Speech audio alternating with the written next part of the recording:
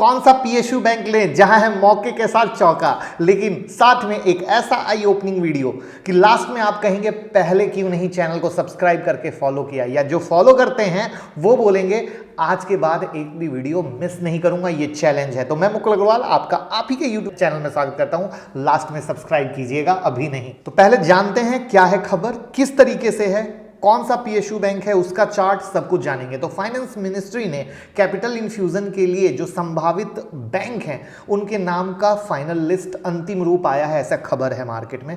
और सूत्रों ने बताया है कि ये जो पूंजी निवेश है अगले कुछ दिन में होने वाली है, और इस पूंजीकरण के इस चरण में सबसे ज़्यादा उन बैंक को फायदा होगा जो आरबीआई के पीसीए फ्रेमवर्क के अंदर में है। ये कैपिटल इन्फ्यूजन 14,500 करोड़ का है। अब आप कहेंगे ऐसा क्यों किया गया, तो बैंक की फाइनेंशियल हेल्थ को सुधारने के लिए किया गया। आप कहेंगे बैंक का नाम क्या है, तो Indian overseas bank, central bank of India, UCO bank, जो कि फिलहाल पीसीए फ्रेमवर्क में है और जिसके कारण इन पे तमाम प्रतिबंध लगे हुए हैं। तो अब आप कहेंगे क्या है रिस्ट्रिक्शन, तो लैंडिंग, मैनेजमेंट कंपनसेशन, डायरेक्टर फी, ये सारे रिस्ट्रिक्शंस हैं। तो अब आप कहेंगे बैंक को फायदा क्या होगा, तो कैपिटल इन्फ्यूजन से इन बैंकों को आरबीआई के पीसीए फ्रेमवर्क से बाहर निकलने में मदद मिलेगी। तो आपको मालूम ही होगा अदर बैंक जैसे state bank, PNB, bank of Baroda, Canara, union bank, Indian bank ने पहले ही डिफरेंट सोर्सेज से पूंजी को जुटा लिया है। अब एक और अपडेट, एलआईसी के जो नियंत्रण वाली आईडीबीआई है, आरबीआई के पीसीए फ्रेमवर्क से बाहर आया, स्टॉक में आग लगी। ये पिछले 4 साल से पीसीए में था और आईडीबीआई के फाइनेंशियल में सुधार आया जिसके कारण इसको निकाला गया है। और अब आरबीआई ने शर्तों के साथ आईडीबीआई को पीसीए फ्रेमवर्क से बाहर कर दिया, जिससे बैंक के डिसइन्वेस्टमेंट पर कोई असर नहीं पड़ने वाला है। यस, इसका भी तो डिसइन्वेस्टमेंट होने वाला है, आपको पता ही है ना। तो सूत्रों से मिली जो जानकारी है कि आईडीबीआई बैंक सरकार एक साथ की बजाय किस्त में हिस्सेदारी बेचेगी। पहली किस्त में कम से कम 26% हिस्सेदारी, और आपको बता दें फिलहाल आईडीबीआई बैंक में सरकार की 45.28% की हिस्सेदारी है। जहां तक मार्केट में खबर है उसके अनुसार आईडीबीआई बैंक के डिसइन्वेस्टमेंट का ड्राफ्ट तैयार हो गया है, जिसे अगले 2 हफ्ते में कैबिनेट की मंजूरी मिलेगी। और ड्राफ्ट कैबिनेट पर जो फाइनेंस मिनिस्टर है, बैंकिंग डिपार्टमेंट है और जो फाइनेंशियल के लोग हैं उनसे चर्चा हो रही है। और साथ में सरकार के साथ साथ एलआईसी भी अपनी हिस्सेदारी बेच सकती है और इसीलिए इसमें तेजी दिखी है। लेकिन क्या कहानी यहीं पर खत्म हो गई? नहीं, कहानी अब यहाँ से शुरू होती है उस लर्निंग की जो आपका आई ओपनिंग काम करेगा। तो सबसे पहले आपके स्क्रीन पर यहाँ पर दिख रहा है आईडीबीआई बैंक, आपको साफ दिख रहा है गैप अप ओपनिंग हुई, लेकिन आपको ऊपर में ब्लू रंग की रेसिस्टेंस लाइन दिख रही होगी। मार्केट प्रॉपर रेसिस्टेंस लाइन से ही गिरा, यानी क्या है कहानी? कहानी ये है, आपको जो करना हो कीजिए, कोई प्रॉब्लम नहीं आता है, बट जो इसमें रियल एंट्री मारनी हो अब आपको नेक्स्ट, तो 45.50 के ऊपर चले तभी उसमें एंट्री मारिएगा, उससे पहले एंट्री इसमें मत लीजिएगा, ये मेरा सजेशन आएगा। और बाकी जो नीचे में अगर आप कहेंगे सपोर्ट क्या है, तो फिर नेक्स्ट सपोर्ट 35 का है। तो क्या बस इतनी सी लर्निंग देनी थी? नहीं, लर्निंग अब शुरू होती है। आपके सामने इंडियन ओवरसीज बैंक का चार्ट खुला हुआ है। आपको पता ही होगा कि कुछ सरकारी बैंक काफ़ी अच्छा रैली किए, कुछ रैली करके अच्छा रिटर्न दिए, लेकिन कुछ ने फंसा दिया। उसी में से अब शुरुआत होती है पिक्चर की। इंडियन ओवरसीज बैंक पीसीए में है। अब देखिए जिन जिन लोगों ने दौड़ के भाग के अगर सिर्फ इस 3 दिन की कैंडल जो आपको चार्ट पे दिख रही है, सिर्फ 3 दिन की कैंडल में तेजी में फंसे, वो किस तरीके से अटक के रह गए हैं। तो प्लीज़, क्या न्यूज़ पे ट्रेड करना चाहिए या जो अभी पैसे आ रहे हैं क्या मैं उस पे ट्रेड करने की सलाह दे रहा हूँ? आंसर है बिग नो।